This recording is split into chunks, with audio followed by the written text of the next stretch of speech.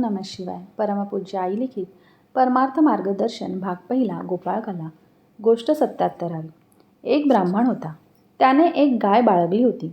रोज तो त्या गायीची पूजा करीत असे. पण धार काढतेवेळी ती लाथा मारीत असल्याने त्या समयी तिचे दोन्ही पाय तो घट्ट आवळून बांधीत असे. तरी ती मस्ती करी म्हणून तो तिला मारी.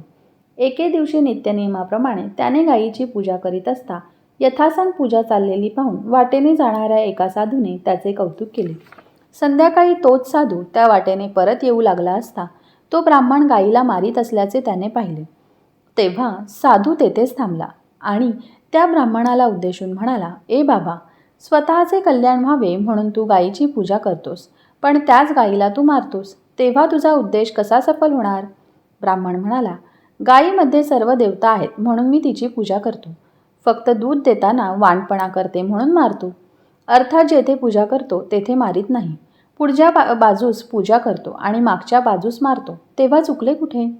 त्यावर साधू म्हणाला, "सत्कर्माचरण करण्याचा उद्देश हा की त्यापासून सत्यफळाची प्राप्ती होते. पण ते कशा प्रकारे करावे याबद्दल जाणत्याकडून प्रथम माहिती घेतली पाहिजे.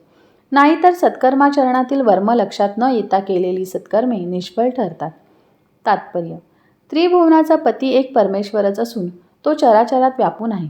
करिता इष्टदेवतेची स्तुती करून इतर देवतांची जर निंदा केली तर परमेश्वराच्या आराधनेचे योग्य फळ मिळत नाही. श्री गोपाळ कृष्ण महाराज की जय. श्री सद्गुरुनाथ महाराज की जय.